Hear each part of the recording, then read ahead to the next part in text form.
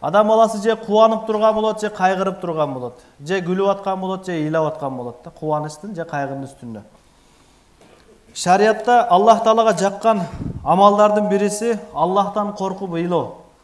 Адам кээде ыйлайт, ар бир адам ыйлайт, бирок ошол ыйлагандыгы мисалы жаш баланын энесинин колунда сүт эмип жаткан баланы ыйлагандыгы сүт эмгенге чейин эле да.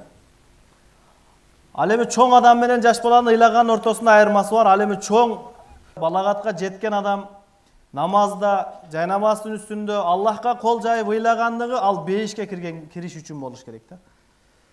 Себеби дүйнөдө бизди таасирленткен, бизди ыйга алып бара турган, бизди ыйлата турган окуялар көп. Бирок кайсынысына ыйласа Аллахка жагат, кайсынысынан көзүбүздөн жаш чыккандын пайдасы жок. Мисалы шариатта жактырылбаган көз жаш, жактырылбаган ый бул адамдын бир жакыны дүйнөдөн өтүп кеткен болсо, ошого нааразычылык иретинде жакасын айырып, кыйкырып, бакырып, өкүрүп ыйлагандык Аллахка жакпайт. Себеби Аллахтын тагдырына нааразычылык болуп эсептелет.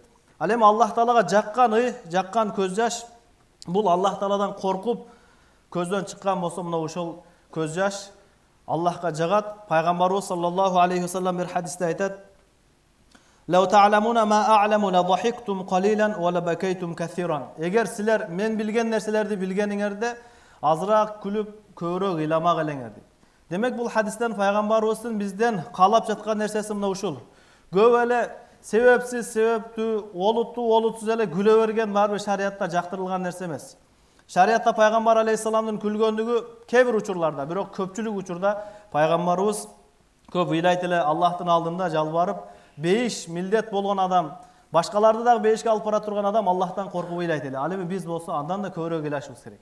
Себеби уламалар айтат, адам эгер Аллах Тааладан коркуп, Аллахка жалбарып ыйлабаса, Аллах Таала башына кыйынчылык берип коет, ошол кыйынчылыктан кутула албай баары бир ыйлайт экен да.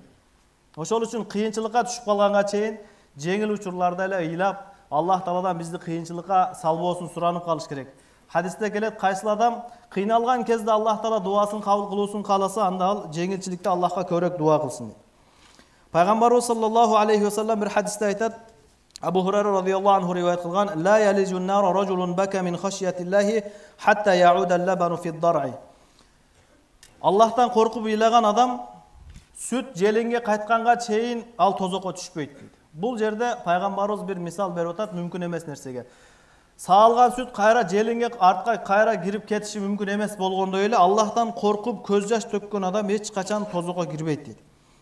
Дагы бир хадисте келет, кайсыл адам жалгыздыкта отуруп Аллах Тааладан коркуп көзүнөн валау раса зубабине, эгер бир чымындын башынчалык көз жаш чыкса дагы Аллах Таала аны тозокко киргизбейт, тозокко тарам болот.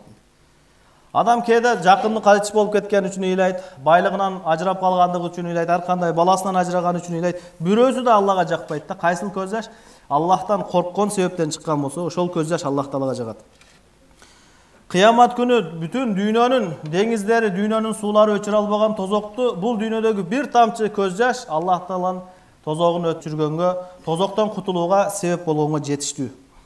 Ошол үчүн адам баласы көз жаш чыгып аткандыгы, Аллахтан коркуп ыйлап аткан экендиги бул бактылуулуктун белгиси. Ал эми тескерисинче көздөн жаш чыкпай койгон экендиги бул бактысыздыктын белгиси, жүрөктүн мерез болгондугу, жүрөктүн катуу болгондугунун белгиси. Ошол үчүн адам баары бир ыйлайт экен, демек ыйлагандыгыбыз Аллахтан коркуп ыйласак.